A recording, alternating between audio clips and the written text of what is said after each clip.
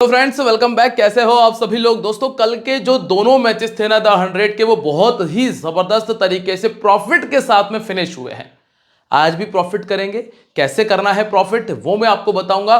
किन प्लेयर्स के साथ में प्रॉफिट करना है वो हम देखेंगे। तो वीडियो को जरा ध्यान से देख लेना। मैच जो कि अभी हम कवर कर रहे हैं ये वुमेन वाला है, इसके बाद आएगा मेंस वाले का वीडियो। लेकिन पहले जरा इस पे नजर डालो क्योंकि ये मैच 7:15 बजे खेला जाएगा। ये मैच थोड़ा सा पहले है, 7:30 बजे ये वाला मैच। ठीक है, तो मैच खेला जाएगा मैनचेस्टर ओरिजिनल्स और साउथर्न ब्रेव के बीच में, जिसके बारे में हम डिटेल से चर्चा करेंगे। किन किन खिलाड़ियों को रखना है, किसको छोड़ना है, किस पर रिस्क लेना है, सारी चीजें बताऊंगा। हर एक चीज अलग अलग पॉइंट के साथ में क्लियर करूंगा, तो ध्यान से सुन लेना।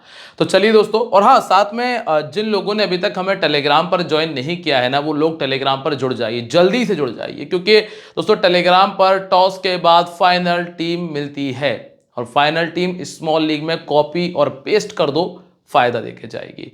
तो चलिए बात करते हैं सबसे पहले वेन्यू के बारे में। हाँ, और टेलीग्राम का जो लिंक है ना वो डिस्क्रिप्शन में है और कमेंट सेक्शन में है। डिस्क्रिप्शन में भी पहला लिंक है, टेलीग्राम लिखा दिख जाएगा आपको, उस पर क्लिक कर देना।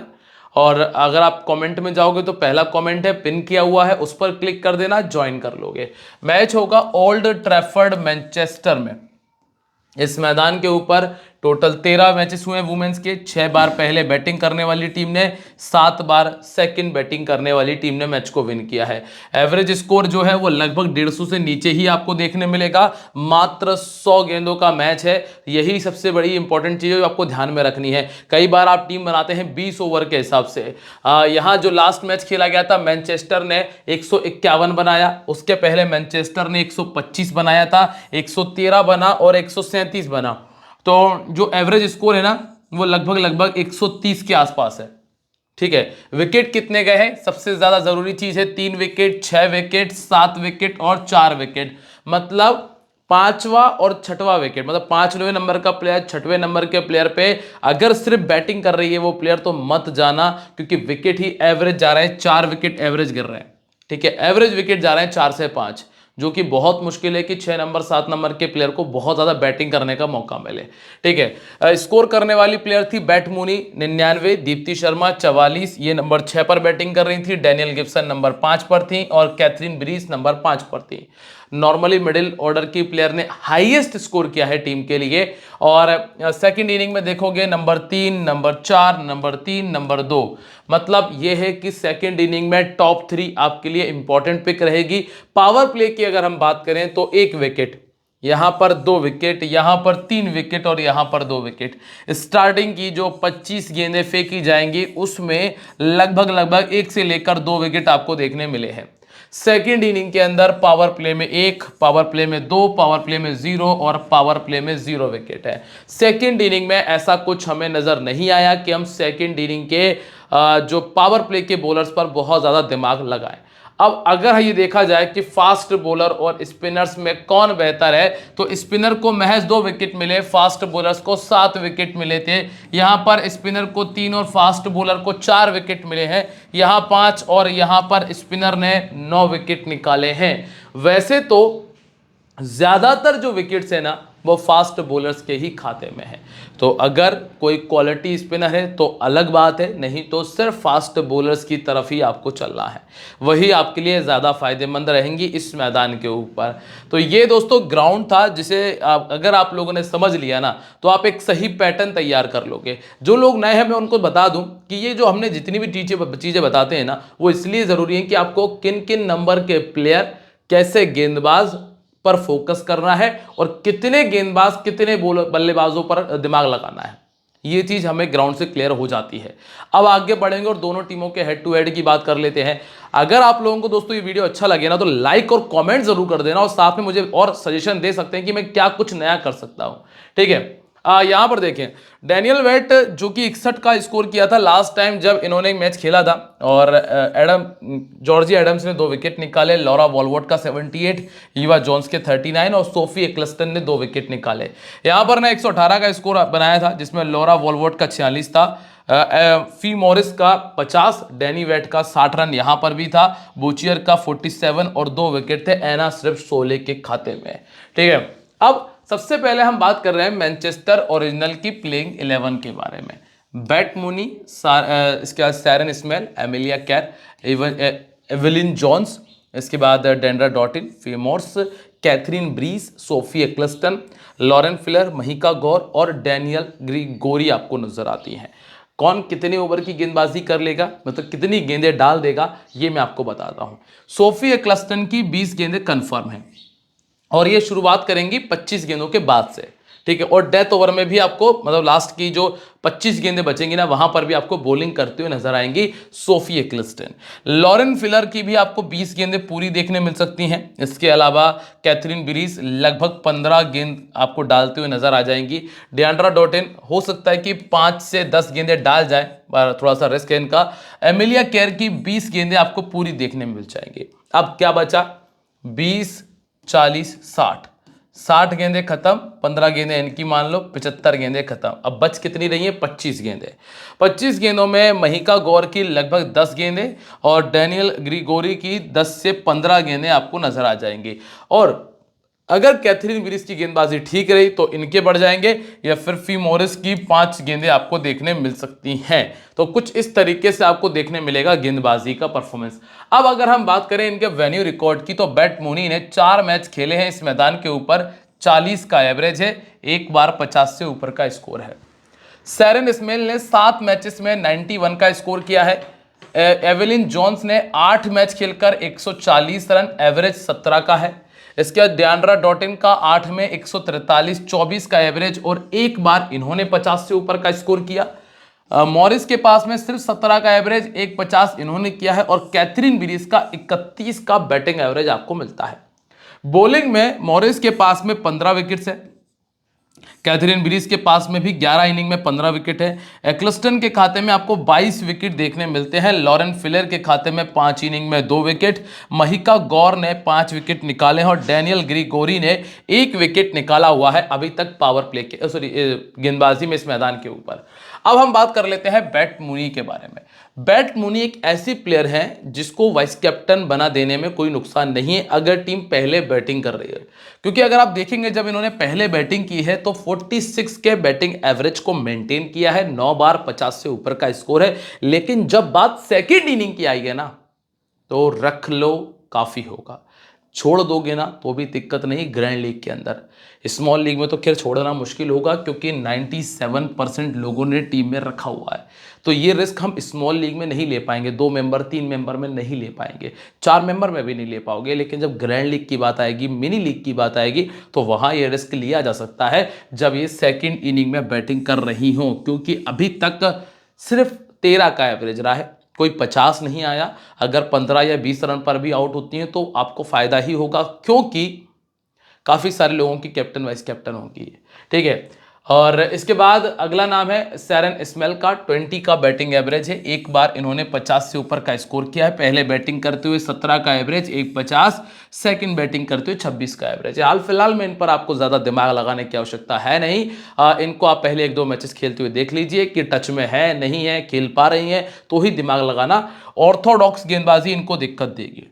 सामने वाली टीम के पास में है टिली कर्टिन और सी ट्रायन, ये 2 गेंदबाज ऐसी हैं जो इनको परेशान कर देंगी। इसके बाद नंबर 3 पर आपको मिलती है Amelia Kerr, one of my favourite player. जो लोग मुझे पहले से फॉलो करते हैं वो जानते भी हैं, ठीक है। 25 इनिंग में 40 तो विकेट है, ऑलमोस्ट डबल के आसपास कह सकते हो, और पिछले 1 साल में लगभग 22 का एवरेज। अगर इस नंबर पर बैटिंग करने आ जाए नंबर 3 पर ही, तो फिर कैप्टन बना देना। अगर थोड़ा सा नीचे आती हैं तो फिर वाइस कैप्टन बना सकते हो। पहले बॉलिंग करेंगी तो भी कमाल का रिकॉर्ड है, सेकंड बॉलिंग करेंगी तो भी कमाल का रिकॉर्ड है। ऑफ स्पिन ने जरूर थोड़ा इनको परेशान किया है क्योंकि 4 बार आउट हो चुकी हैं। तो यहाँ पे मैडी विलर्स है, लेकिन मैडी विलर्स कितनी गेंदबाजी करेंगी, कहाँ करेंगी, ये डिपेंड करेगा मैनेजमेंट के ऊपर। हाल फिलहाल में Emilia care captain prime choice मेरी। इसके बाद ईवे जॉन्स, 22 का एवरेज है। दोनों इनिंग्स में देखोगे तो पहली इनिंग में 16, सेकंड इनिंग में 26 का एवरेज है। हाल फिलहाल में ना आपको बहुत ज़्यादा दिमाग लगाने की आवश्यकता है नहीं है। हालांकि ये कुछ ऐसी प्लेयर है थोड़ा बहुत डिफरेंस डाल देती हैं टीम्स के अंदर, लेकिन स्मॉल लीग में नहीं करेंगी। ऑर्थोडॉक्स के सामने 3 बार, ऑफ स्पिन के सामने 7 बार आउट हो चुकी हैं। ट्रायन, मेडी विलर्स और कर्टिन आपको मिलती हैं जो किस तरह की गेंदबाजी करेंगी, तो ट्रायन का होना जरूरी हो गया।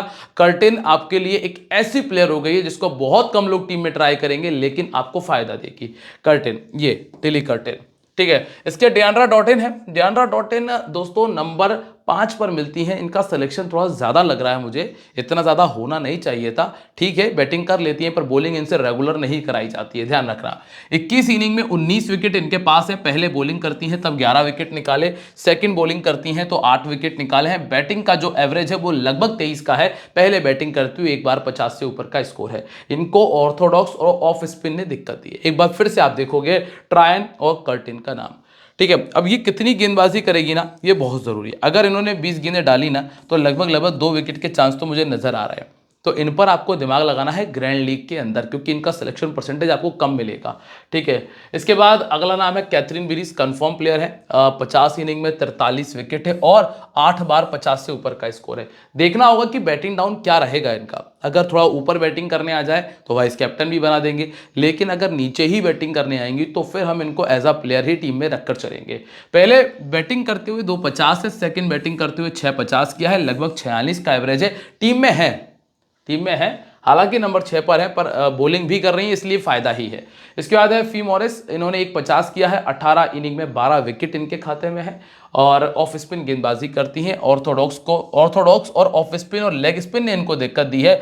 मेडी विलर्स, ट्रायन और फिर से आपको कर्टिन नजर आएंगी जो जरूरी पिक बनती है। इसके बाद एक्लस्टन, 35 inning 42 wicket, minimum 1 maximum 2 wicket आराम से आएंगे। अगर यही कुछ 2 साल पहले की बात होती तो मैं मिनिमम 2 और मैक्सिमम 3 विकेट बोलता, लेकिन अभी हाल फिलहाल में रिसेंटली इनका फॉर्म उतना बेहतर नजर आया नहीं है, इसीलिए मिनिमम 1 और मैक्सिमम 2 विकेट है। इसके बाद लॉरेन फिलर की अगर बात करें तो 16 इनिंग में 15 विकेट है। इनको अभी हम छोड़ के चल रहे हैं, हालांकि 23% लोगों ने टीम में रखा हुआ है। महिका गौर, 26 इनिंग 28 विकेट इन्होंने निकाले हैं। पहले बॉलिंग करते हुए ठीक ठाक परफॉर्मेंस रहा है। तो लॉरेन फिलर के स्थान पे अगर आप चाहो ना तो इन पर दिमाग लगा लेने में फायदा है, लेकिन दिक्कत ये कि इनको बॉलिंग करने का मौका कितना मिलेगा ये थोड़ा सा मुश्किल है कि 5 गेंदें मिले 10 गेंदें मिले, क्योंकि टीम के पास बॉलिंग ऑप्शन तो काफ़ी सारे हैं। इस वजह से रिस्क नहीं ले पा रहा हूँ, नहीं तो मैं स्मॉल में ज़रूर रिस्क लेता। इसके बाद है दोस्तों डैनियल ग्रीगोरी, ये आपके लिए एक इंपॉर्टेंट और रिस्की पिक बन सकती है। अब मैंने इंपॉर्टेंट भी कहा और रिस्की भी क्यों कहा, क्योंकि देखो सिलेक्शन परसेंटेज तो 3% लोगों ने रखा है। और ये इंपॉर्टेंट इसलिए हो जाएगा क्योंकि सामने वाली टीम में जब मैं एनालिसिस कर रहा था मैंने देखा काफ़ी सारी प्लेयर ऐसी हैं जो लेग स्पिन नहीं खेल पा रही हैं। तो लेग स्पिन गेंदबाजी करती हैं। 24 इनिंग में 26 विकेट इनके पास में है। एक इन पर आपको नजर रखनी है। मैंने एक इनका नाम यहां से बताया, सामने वाली टीम से एक नाम हमने बात की थी कर्टिन के बारे में। तो ये 2 प्लेयर ऐसी हैं जो गेंदबाजी में है, जिनका सिलेक्शन परसेंटेज कम मिलेगा, लेकिन इन पर आपको दिमाग लगाना है ग्रैंड लीग के अंदर, ध्यान रखिएगा, ठीक है। अब आप देखिए लॉरा वॉल्वर्ट, अगर दोस्तों ये 2-2 विकेट भी निकाल देना तो बहुत कमाल हो जाएगा, क्योंकि 3% वाली प्लेयर 2 विकेट निकाल दे तो 1 साइडेड वाला काम है, ठीक है। इसके बाद Bouchier, Sophie Devine, Georgia Adams, Freya Kemp, सी ट्रायन, इसके बाद Rehana, Maddy Villiers, Lauren Bell और टिली कर्टिन आपको मिलती हैं। अब आप गेंदबाजी देखें, लॉरेन बेल 20 गेंदें पूरी डाल देंगी, ठीक है। इसके बाद ट्रायन के लगभग 10 से 15 गेंदें आपको मिल जाने वाली हैं। सोफी डिवाइन अगर गेंदबाजी करें तो मुश्किल है, पर अगर करती हैं तो लगभग 10 गेंदें ये डाल देंगी। एडम्स की भी लगभग आपको 15 गेंदें देखने मिल जाएंगी। फ्रेया कैंप की आपको लगभग 20 गेंदें ही देखने मिल जाने वाली हैं। इस टीम के पास बॉलिंग ऑप्शन बहुत सारे हैं। कर्टिन की लगभग 10 से 15 गेंदें हो जानी चाहिए। मेडी विलर्स की 10 से 15 गेंदें हो जानी चाहिए। तो कुछ इस तरह से आपको देखने मिलेगा कि इस टीम के पास में बॉलिंग ऑप्शन थोड़े से ज़्यादा हैं। अब अगर हम वेन्यू रिकॉर्ड की बात करें तो लॉरा वॉल्वर्ट ने इस मैदान पे 29 के बैटिंग एवरेज को मेंटेन किया। डैनी वेट ने 30 के बैटिंग एवरेज को, 150 है, और बूचियर ने 4 में 84 का स्कोर किया है।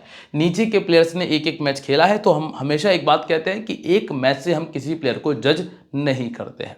आगे बढ़ते हैं दोस्तों, अगर आप लोग सब कुछ उम्मीद तो यही कर रहा हूँ कि समझ में आ रहा होगा, अच्छा लग रहा होगा। तो लाइक और कमेंट तो आप लोगों ने कर दिया होगा। अगर सब्सक्राइब नहीं किया है तो वो भी कर लीजिए और टेलीग्राम ज्वाइन कर लेना, जो लिंक डिस्क्रिप्शन और कमेंट सेक्शन में दिया है उससे। ठीक है, एडम्स की बात करते हैं। 3 में 4 विकेट पास में है। फ्रेया कैंप 1 में 2 विकेट है। मेडी विलर्स 3 में 2 विकेट इन्होंने निकाले और कॉर्टिन के पास में 1 में 2 विकेट हैं। देखिएगा कॉर्टिन ने 2 विकेट पहले भी निकाले हुए। ठीक है, आगे बढ़ जाते हैं भाई। सबसे पहला नाम है लॉरा वॉलवर्ट का। 25 इनिंग में 607 रन और 26 का बैटिंग एवरेज, जिसमें सेकंड बैटिंग करते हुए 2 बार 50 से ऊपर का स्कोर है। मैंने आपको एक बात पीछे बोला है कि लेग स्पिन बहुत सारे प्लेयर हैं जो नहीं खेल पा रहे इस टीम के। 32 गेंदों में 3 बार आउट हो गई। एवरेज सिर्फ 11 का है। डैनियल ग्रीगोरी आपको मिलती है। ठीक है, हालांकि जो लॉरा वॉलवर्ट है ये टीम में जगह बना रही है। ठीक है, इसके बाद स्मॉल लीग की बात कर रहा हूं। डैनी वेट 30 का बैटिंग एवरेज है। 4 50 इन्होंने किए हैं। सेकेंड इनिंग में रिकॉर्ड इनका बहुत अच्छा रहा है। 84% का सिलेक्शन है। अगर हम मैनचेस्टर के सामने बात करें तो 40 का एवरेज और 2 बार 50 से ऊपर का स्कोर है। ऑफ स्पिन के सामने ये 100 गेंदों में 8 बार आउट हुई हैं और यहाँ पे फी मॉरिसन जो कि इस तरह की गेंदबाजी कर लेती है। नंबर 3 पर आएंगे तो बोचियर आपको मिलती है 2 ही 50 है। अब 2 50 में क्या किया है कि पहले बैटिंग करते हुए वो दोनों 50 आए हैं। अब जब आपको रिस्क लेने की बात आती है ना, तो ऐसे प्लेयर जो पहले बैटिंग कर रहे हैं तो ट्राई कर लेना। ऑर्थोडॉक्स के सामने 3 बार आउट हो चुकी हैं और ऑफ स्पिन के सामने 6 बार। तो चाहे कोई और को विकेट मिले ना मिले, एक्लस्टन के पास में ये भरपूर मौका है, क्योंकि 25 गेंद होते ही एक्लस्टन आएंगी और वहां पर अगर इनका सामना इनसे होता है तो विकेट के चांसेस बहुत बढ़िया है। तो एक्लस्टन का ये पहला विकेट एम बूचियर का पॉसिबल है। इसके बाद है सोफी डिवाइन। 86% सिलेक्शन। ये वो हाईली सिलेक्टेड प्लेयर है, ध्यान रखिएगा, ध्यान से सुनना। ये वो हाईली सिलेक्टेड प्लेयर है जिसके फेल होने के चांसेस भी उतने ही ज्यादा हैं।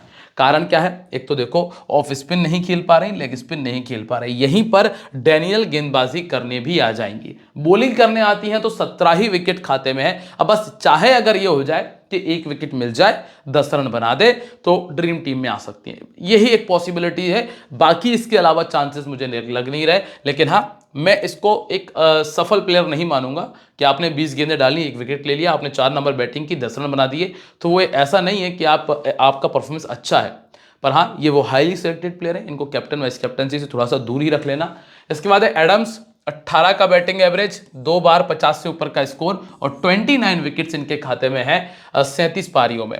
ये प्लेयर आपके लिए डिफरेंशियल का काम कर जाएगी, जॉर्जिया एडम्स, क्योंकि बैटिंग बॉलिंग दोनों कर रही है। वहां भी रिकॉर्ड ठीक है, यहां भी ठीक है। लेफ्ट आर्म मीडियम नहीं खेल पा रही, माहिका गौर मिलेंगी, पर माहिका गौर मिडिल ओवर्स में मुश्किल दिख रहा है मुझे। ऑर्थोडॉक्स में जरूर एक्लस्टन है, इनसे बचना पड़ेगा, नहीं तो ये विकेट एक और खा जाएंगी। तो 2 विकेट एक्लस्टन के पॉसिबल है, नजर आ रहे हैं मुझे।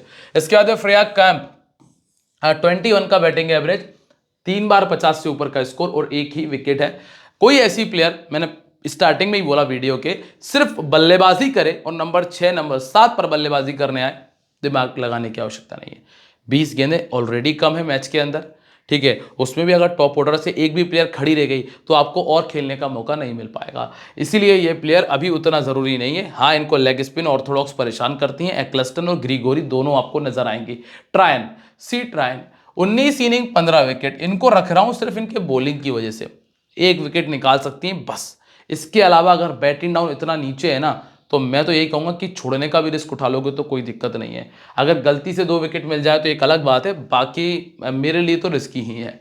और वैसे भी हमने देखा सामने वाली टीम में काफ़ी सारे प्लेयर हैं जो ऑर्थोडॉक्स नहीं खेल पा रही हैं, इस वजह से भी इनकी जगह बन पा रही है। यहाँ पर तो आपको दिमाग नहीं लगाना है, यहाँ तो छोड़ ही दीजिए, चाहे जो सा भी परफॉर्मेंस हो। मेडी विलियर्स 29 में 27 विकेट है, दोनों इनिंग्स में एवरेज परफॉर्मेंस है। लॉरेन बेल अच्छी प्लेयर है, इनको नहीं छोड़ पाओगे। अब चाहे जो भी रिकॉर्ड रहे, 25 में 32 विकेट इनके पास है। और लास्ट में है टिली कॉर्टिन, ऑर्थोडॉक्स गेंदबाजी, 5% सिलेक्शन, 27 विकेट 26 इनिंग में। अगर पहले बॉलिंग करें तो मेरी सलाह यह है कि ट्रायन को छोड़ दो, इनको रख लेना अगर पहले बॉलिंग कर रही है तो ये रिस्क वाली बात है, लेकिन फायदा दे सकती है, स्पेशली पहले बॉलिंग में, ये ध्यान में रखिएगा।